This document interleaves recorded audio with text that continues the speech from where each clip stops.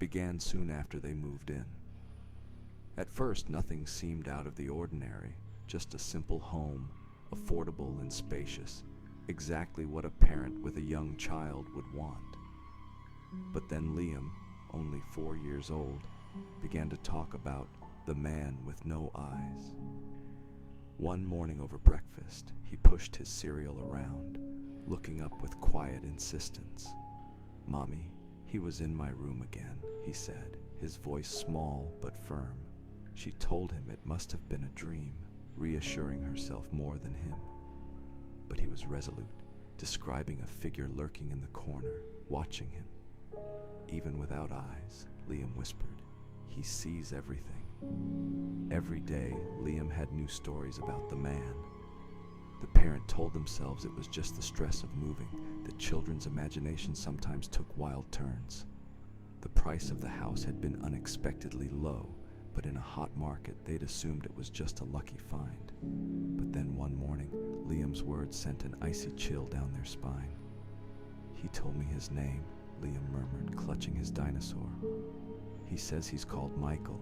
He says he's lonely here. He wants someone to watch with him." Michael. That name rang in their memory like a warning bell.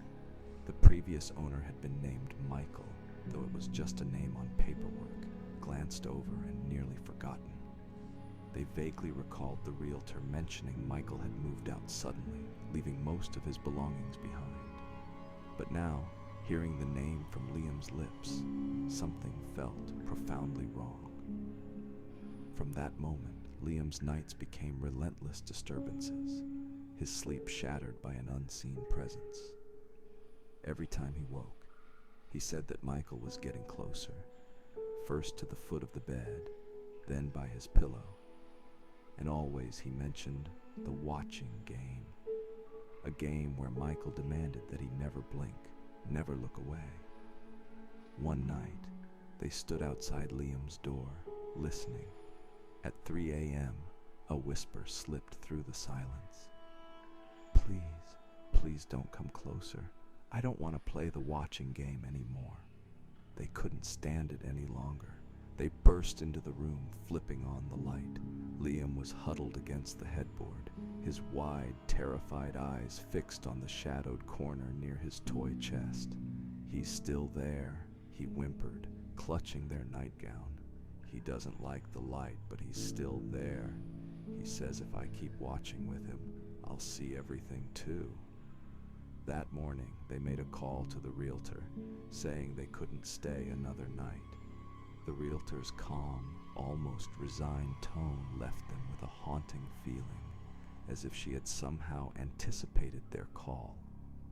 They packed everything in haste, hardly caring to organize, desperate only to leave. As they drove away, they finally felt like they could breathe again.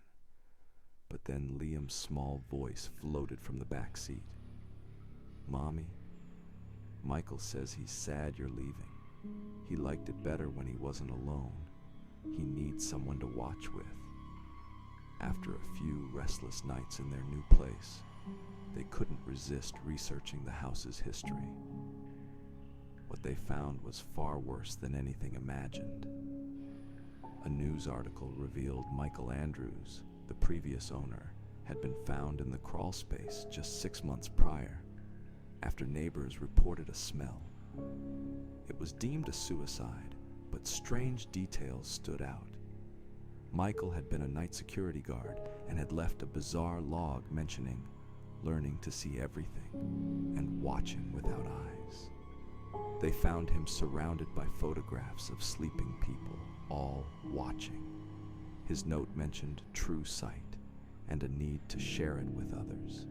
Sickened, they shut the laptop, but the unsettling knowledge lingered. Liam must have sensed it because he looked up, a strange smile stretching across his face. "Michael says we're his new family now," he whispered. "He followed us here because he needs us to learn to watch like he does. He says once you start watching, you can never stop." That night, they awoke to find Liam standing beside the bed, his eyes wide and unblinking, watching, always watching.